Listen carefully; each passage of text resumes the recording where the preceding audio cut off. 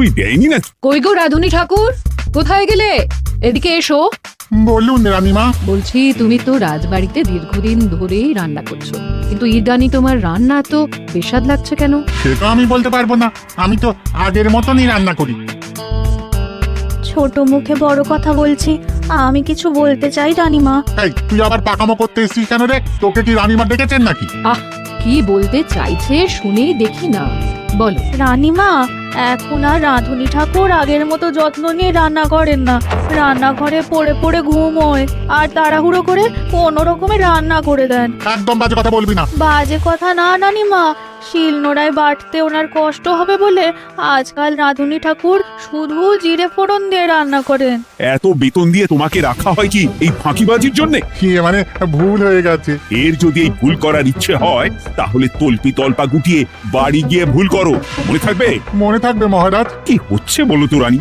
সকালে বাগানে পায়চারি করছিলাম, দেখি মালি একটা গাছেও জল দেয়নি। এই গরমে জল না পেলে যে গাছপালাগুলো মরে যাবে। সবাইকে এবার মনে হচ্ছে বলে বলে কাজ করাতে হবে।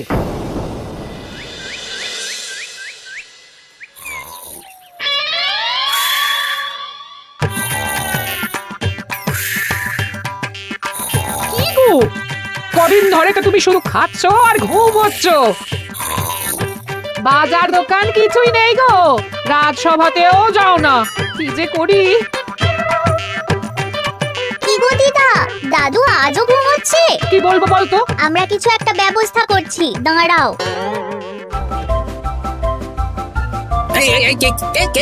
ওঠো দাদু, আর কত ঘুমে? উড়ে একটা সীমা থাকে। ওঠো বলছি, ওঠো ওঠো না।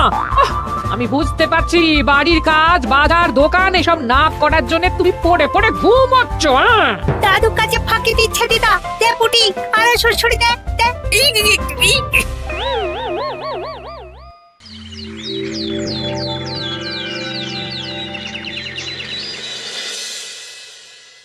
মহারাজের শরীর খারাপ না মন খারাপ? মহারাজ এরকম চুপ করে ঘুম মেরে থাকলে তো রাজপাট সব উঠে যাবে। কিছুই বুঝতে পারছি না। মহারাজ আছেন চুপটি করে, নেই যে মুখে শব্দ। ফাঁকি দিলে এবার তাকে করব আমি জব্দ। অনেক শুয়েছি, আর নয়। মহারাজ, কে ফাঁকি দিচ্ছে? আমি তো ফাঁকি দিই না। পণ্ডিত, তুমি দিচ্ছ নাকি ফাঁকি? না না, বৈদ্য। আমি ফাঁকি দিলে সবাই ওই রোগে ভুগে মরে যাবে। আমি তো রোজ সময়ই রাজসভায় আসি, তাহলে আমি বলছি আসল কারণ। রাজবাড়ির রাঁধুনি ফাঁকি দিচ্ছে, আর 3 দিন ধরে রাজসভায় গোপাল বেপাত্তা। হ্যাঁ, এই গোপাল বেটাই আসল ফাঁকিবাজ। ওকে বরখাস্ত করে দিন। গোপালকে যদি বরখাস্ত করা হয় তাহলে বিপদে আপদে মহারাজের পাশে দাঁড়াবে কে? অসময় মহারাজ বুদ্ধি পাবেন কার কাছে? এই সুযোগ, এই সময় গোপালকে মহারাজের চক্ষুশূল করতে হবে, তাহলে আমি একেবারে জেঁকে বসতে পারবো। মহারাজ, গোপাল ঠিক কতটা ফাঁকিবাজ হয়ে উঠেছে তার কোনো ইয়ত্তা নেই। হ্যাঁ বলুন তো। বেটা গোপাল কোনোদিন সঠিক সময়ে রাজসভায় আসে না, কোনো দিন তো আসেই না, যেমন আজকেও আসেনি। আর না এলে মহারাজকেও কারণটা জানায় না। আপনাকে সম্মান করা তো দূরের কথা, কোনো ভ্রুক্ষেপই করে না। এটা কিছুটা হলেও মন্ত্রী মশাই ঠিক কথা বলছেন। হ্যাঁ, এ তো একদম সঠিক কথা। ঠিক বলেছ। প্রহরী, প্রহরী, বলুন মহারাজ। তুমি আরেকজনকে সাথে নিয়ে এক্ষুনি গোপালকে তুলে নিয়ে এসো। আচ্ছা মহারাজ। বলি, তুমি আজকেও রাজসভায় কামাই করবে? অর্ধেক দিন কামাই করলে বেতন কাটা যাবে গো। গিনিমা, গোপালকে মহারাজ ডাকলেন। ওই দেখো, রাজবাড়ি থেকে প্রহরীও ডাকতে এসেছে। ওহ, মহারাজের আদেশ না শুনলে তোমাকে তুলে নিয়ে যেতে বাধ্য হব। আরে দাঁড়িয়ে দেখছিস কি? তুলে নিয়ে চল। ঠিক বলেছিস, তুই হাত ধর আর আমি পা ধরি। আমরা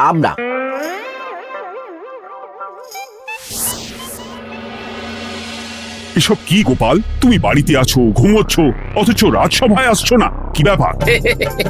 আগে মহারাজ, মস্তিষ্ককে বিশ্রাম দিয়ে বুদ্ধি বাড়াচ্ছিলাম। অনেক ব্যবহার হয়েছে তো, তাই একটু বিশ্রাম দরকার আর কি। আমার পুরো রাজসভাটাই ফাঁকিবাজ। আমি সবাইকেই বিদায় করব, আর গোপালকেও। এই সেরেছে, আমি ফাঁকিবাজ নই মহারাজ। আমি খোঁজ নিয়ে দেখেছি সবাই কম বেশি গায়ে হাওয়া লাগিয়ে ঘুরছে। মহারাজ, আমি তো নদীর পাড়ে বসে শীতল হাওয়া গায়ে লাগাই, তবেই তো ঢেউয়ের মতো আমার ছন্দ আসে। কেউ ফাঁকিবাজ না মহারাজ, আসল ফাঁকিবাজ গোপাল। মহারাজ, আমি যদি দরকারে আপনাকে বুদ্ধি দিয়ে ফাঁকা সময়ে বিশ্রাম দিয়ে ফাঁকিবাজ হই, তাহলে মন্ত্রী মহা ফাঁকিবাজ। কারণ মন্ত্রীর কাজ রাজাকে বুদ্ধি দেওয়া, তা তিনি করেন না বলেই আমাকে দরকার পড়ে। আমি তো ভাঁড়, আমি শুধু হাসাবো, এটাই আমার কাজ। তাতে কি, সেনাপতিও তো সেনাপ্রধান, ও কি যুদ্ধ করে? রাজ্যে শান্তি শৃঙ্খলা বজায় আছে, তাহলে যুদ্ধ করে হবেটা কি? হ্যাঁ, অকারণে পায়ে পা দিয়ে যুদ্ধ বাঁধাবো নাকি? হ্যাঁ, যত সব। যখন তখন বিপদ আসতে পারে, তাই যুদ্ধের জন্য সব সময় সামরিক শক্তিকে প্রস্তুত থাকা দরকার। হ্যাঁ, এটা গোপাল ঠিক বলেছে। সেনাপতিকে তো কোনোদিন সেসব নিয়ে মহড়াও করতে দেখি না। তাহলে দাঁড়ালো 3 জন ফাঁকিবাজ।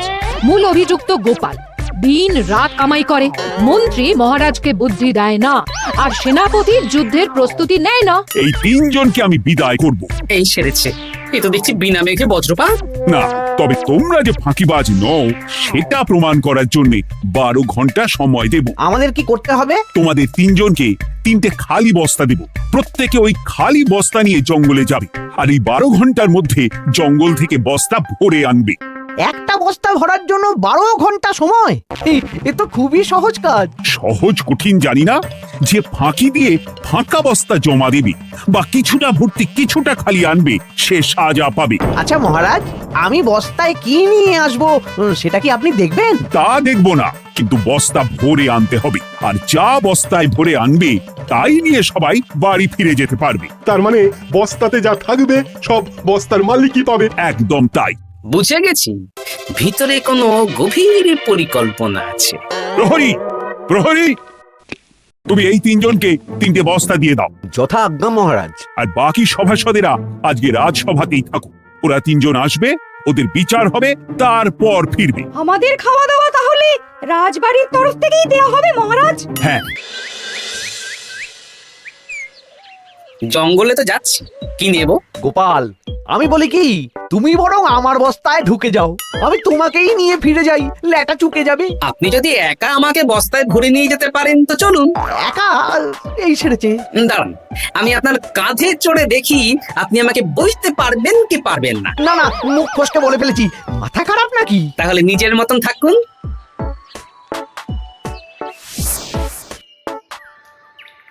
এমন কি বা আছে এই জঙ্গলে? আমার কাজে লাগার মতন তো কিছুই দেখতে পাচ্ছি না। ওই তো ওই দিকটা একটু ছায়া আছে বেশ, ওই গাছের নিচে গিয়ে বিশ্রাম নি। সেনাপতি, অত চিন্তা ভাবনা করার কিছুই নেই। মহারাজ তো আর দেখবেন না আমরা বস্তায় কি ভরে নিয়ে যাব। 12 ঘন্টা অনেক সময়। এখন বিশ্রাম নাও। আপনার ইঁদুরের পেট, আপনি বিশ্রাম নিন। দেখি জঙ্গলে থেকে কিছু ফল পেড়ে আগে খাই, তারপর না হয় ওই বস্তাটা ওই ফলমূলের খোসা আর মাটিতে পড়ে থাকা পাতা দিয়ে ভরিয়ে মহারাজের কাছে নিয়ে যাব। হ্যাঁ, বস্তা যখন বাড়ি নিয়েই যেতে পারবো, তাহলে বনের সব থেকে ভালো ভালো ফলগুলো আগে ভরে নি। গিন্নিকে এবার বলবো, বাজার আনি না তো কি হয়েছে, দেখো কত ফল এনেছি। যাই, এর থেকে কিছু মহারাজকে ভেট দেব, মহারাজ বেশ খুশি হবেন।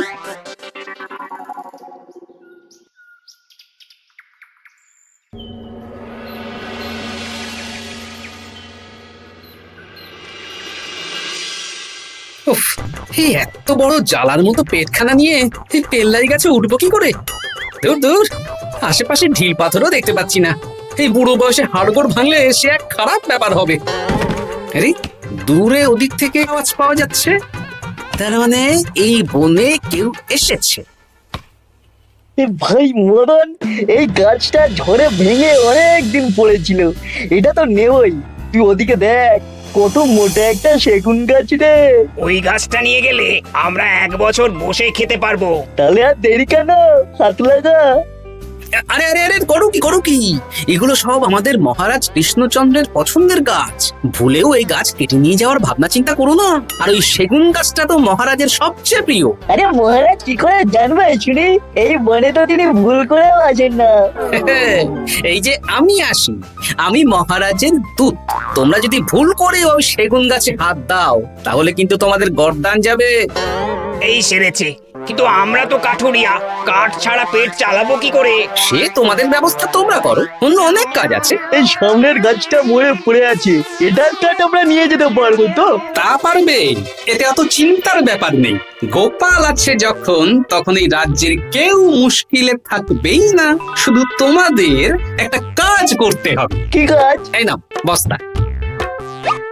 আমার জন্য এই জঙ্গল থেকে টাটকা বিভিন্ন ফল পেড়ে এই বস্তা ভরে দাও, তাহলে মহারাজকে আর তোমাদের কথা বলবো না, বুঝলে? আর তোমাদের যাতে রাজবাড়িতে কোনো কাজ হয় সেই নিয়ে মহারাজের কাছে সুপারিশও করবো, কেমন? বেশ বেশ, এই তুমি তাহলে এখন এখানে বিশ্রাম করো, আমরা তোমার বস্তা ভরে ফল নিয়ে আসছি।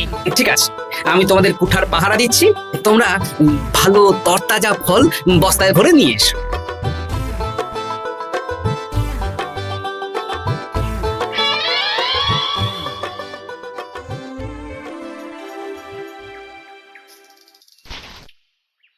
ব্যাস ব্যাস ব্যাস, আমার বস্তায় পাতা ভরা হয়ে গেল, এবার যেতে হবে।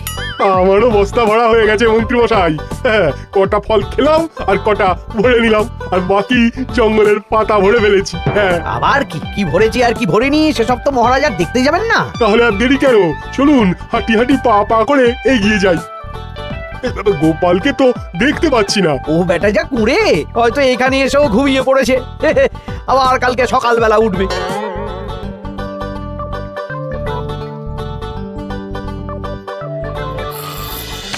এই যে ভাইয়া, এই যে হ্যাঁ, কে কে? আমরা।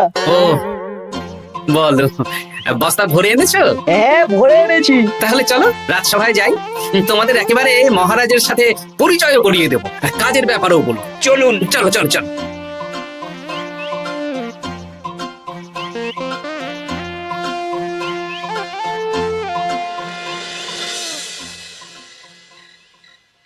দেখা যাক মন্ত্রী সেনাপতি গোপাল কখন বস্তা ভরে আনে। এই তো চলে এসেছি, বিশ্রাম নিলাম, বস্তাও ভরে ফেললাম।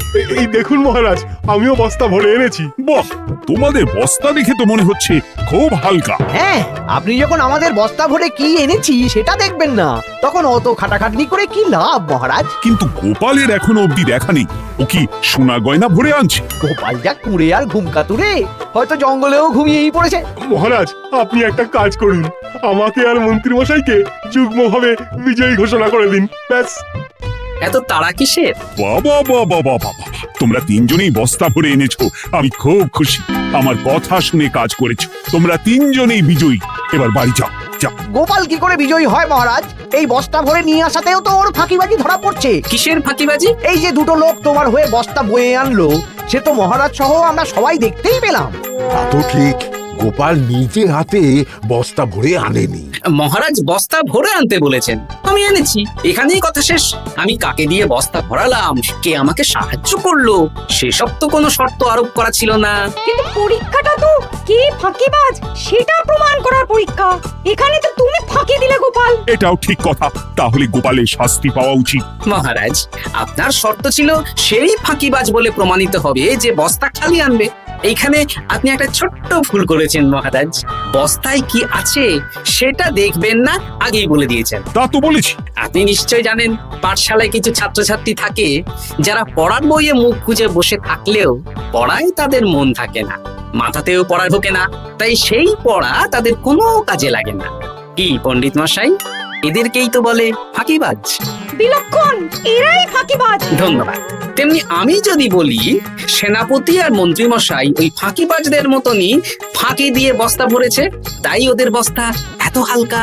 সে তো আমি বুঝতেই পারছি। কিন্তু আমার বস্তায় যা জিনিস ভরে এনেছি তা একার পক্ষে সংগ্রহ করা মুশকিল ছিল, তাই আমি দুজনের সহযোগিতা নিয়েছি। মহারাজ, আপনি কি বস্তা খুলে দেখবেন নাকি? না না, আমি খুলে দেখলে আমার কথার খেলাপ হবে। এবার তো দেখছি আবার তিনজনের পরীক্ষা নিতে হবে। হ্যাঁ, নইলে প্রকৃত ফাঁকিবাজ কে সেটা প্রমাণ হবে না। কিন্তু ফাঁকিবাজ ধরার উপায় কি? মহারাজ, আমরা বরং আমাদের বস্তা নিয়ে বাড়ি না গিয়ে একদিন কারাগারেই থাকি, আর তাতেই প্রমাণ হবে এই বস্তায় সত্যি কি আছে যা আমাদের নিজেদের কাজে লাগবে। এটা ভালো বুদ্ধি। মহারাজ তখনই কারাগার থেকে আমাদের মুক্ত করবেন যখন আমরা আর থাকতে না পেরে ডাক দেব, আর যে আগে বেরোতে চাইবে সে সব থেকে বড় ফাঁকিবাজ, মানে যে আগু পিছু না ভেবে কাজ করে। বেশ, তাহলে তাই হোক। মহারাজ, কারাগারে শুধু জল ছাড়া আর কিচ্ছু দেওয়া হবে না, কারণ বস্তায় তো আর জল থাকতে পারে না। না না, তা কি করে হয়? শুধু জল? হ্যাঁ, আমি তো লোককে দিয়ে বস্তা ভরিয়েছি। আপনারা নিজে কি এমন কাজের জিনিস ভরেছেন সেটাই প্রমাণ হবে। বেশ, তাহলে তোমরা কারাগারে যাও। প্রহরী, ব্যবস্থা করো। আর এই দুজন কাঠুরিয়া বেশ কর্মঠ মহারাজ, যদি কোনো রাজবাড়ির কাজ থাকে এদিক দিয়ে করাতে পারেন। আমার বাগানের মালিটা খুব ফাঁকি দিচ্ছে, তাহলে ওদের সাথে কথা বলে নিচ্ছি। যাও যাও, তোমরা কারাগারে যাও।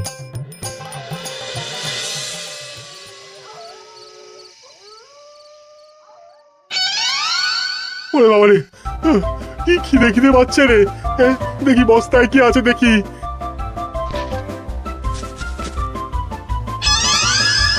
দু একটা পচা ফল, দেখি দেখি একটু ভালো আছে। এটা একটু ভালো আছে, হ্যাঁ এটাই খাই, হ্যাঁ এটাই খাই।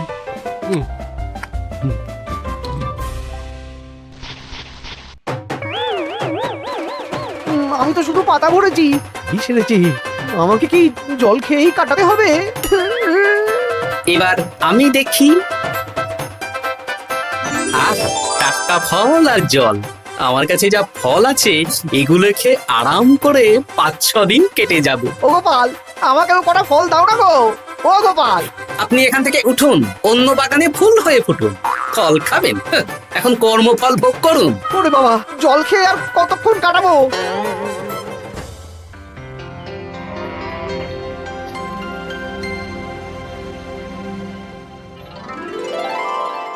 উফ, পেটটা চুই চুই করছে। কি খিদে পেয়েছে না। আমি বাড়ি যাব। আপনি বাড়ি যাবেন? তাহলে বেরিয়ে আসুন, বেরিয়ে আসুন। বেটা গোপাল কায়দা করে এমন শর্ত দিতে বললো, পুরো ফেঁসে গেলাম। আমারও তো খাওয়ার মতন তেমন কিছু নেই, আমিও এখানে থাকবো না। আমি এখানেই আছি, ফল খাবো, জল খাবো, আর প্রকৃতির ডাক এলে একটু বাইরে যাব।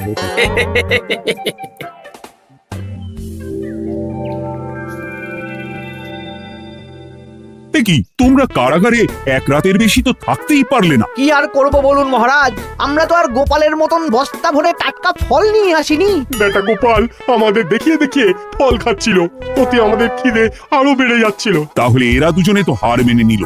গোপাল কি করছে? গোপাল খাচ্ছে আর ঘুমোচ্ছে। ওকেও নিয়ে এসো। আচ্ছা মহারাজ। একই মহারাজ, আমার তো এখনো বাইরে আসার ইচ্ছে হয়নি। কি আর করা যাবে, ওরা হার মেনে নিয়েছে, তার মানে তুমি জয়ী হয়ে গেলে গোপাল। আমার বস্তায় ভরে অনেক ফল এনেছিলাম, এখনো অনেক আছে। আপনি তাহলে বাকি ফলগুলো নিয়ে নিন। তাহলে তো এটাই প্রমাণ হলো গোপাল কাজের সময় ফাঁকিবাজি দেয় না, শুধু বুদ্ধি বাড়ানোর জন্য একটু বেশি ঘুমোয়। এই নাও গোপাল, তোমার উপহার। মহারাজ, আমি সময়ের কাজ সময়ে করি আর বাকি সময় একটু ঘুমাই। আমার এখন ঘুম দরকার মহারাজ, কাল থেকে অনেক ধকল গেল যে। বেশ, তোমাকে ঘুমানোর জন্য 1 সপ্তাহ ছুটি দেওয়া হলো। ধন্যবাদ মহারাজ। কি সেনাপতি আর মন্ত্রীমশাই, এবার বুঝলেন তো, ফাঁকি দিলেই ফাঁকে পড়তে হয়, তাই কাজ করলে ভেবে চিন্তে করুন। চলি। খুব ঘুম পাচ্ছে। হাসির রাজা, জ্ঞানের রাজা, রসিক রাজা।